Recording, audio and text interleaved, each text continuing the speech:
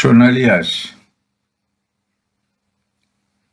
সোনালী আঁশ ডিভিডেন্ড শেষ, record date এটাও চলে গেছে।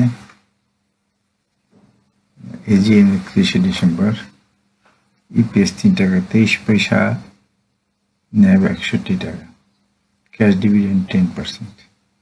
গতবার শেয়ারটাকে ডবল করে ফেলছে, মানে প্রাইস ডবল না, শেয়ার যে ডবল বোনাস অর্থাৎ 100% বোনাস দিয়ে এটা একটা সর্বনাশ করে গেছে। এখন এটার উপরে ওঠা এত বেশি শেয়ারের পক্ষে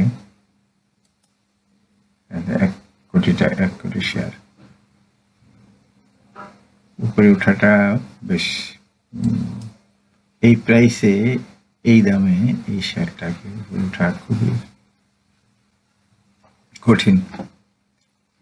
এটা যে শার্ক প্যাটার্ন হয়েছে, শার্ক প্যাটার্ন অনুযায়ী এটা শার্ক প্যাটার্নের কারণ হলো এই অপেক্ষা সি উপরে, সুতরাং এটা অলরেডি আরেকটা প্যাটার্ন হওয়ার কথা ছিল সাইফার।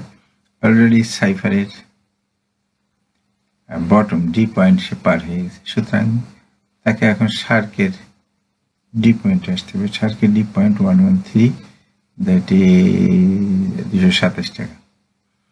যদি এখান থেকে ব্রেক করে, আমি জাস্ট এটা অ্যাডভান্স করছি আর কি, অনেক সময় এখান থেকে নিচে যেতে পারে। যদি এখান থেকে রিভার্স করে তবে 127.2% সে যেতে পারে।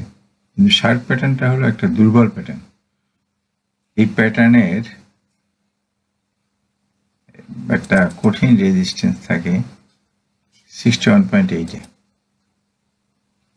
সুতরাং এই কঠিন রেজিস্ট্যান্সটা হলো, এটা হলো তার কঠিন রেজিস্ট্যান্স, এবং দেখাই যাচ্ছে যে এখানে একটা স্ট্রং রেজিস্ট্যান্স এই জায়গাটা। সুতরাং এই কঠিন রেজিস্ট্যান্সটা নিয়েও সতর্ক থাকা দরকার।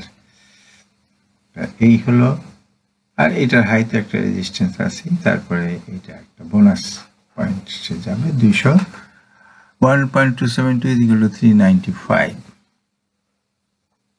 এই হলো সোনালী আঁশের অ্যানালাইসিস।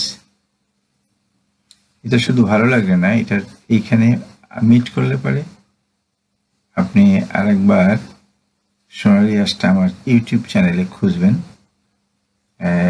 যার জন্য এখনই সাবস্ক্রাইব করে রাখেন, কারণ এখান থেকে সে নিচে যাবে না এখান থেকে ব্যাক করবে সেটা আমি তখন অ্যানালাইসিস করে বলতে পারবো। সুতরাং আমার কমেন্টেও আপনি মন্তব্য রেখেন।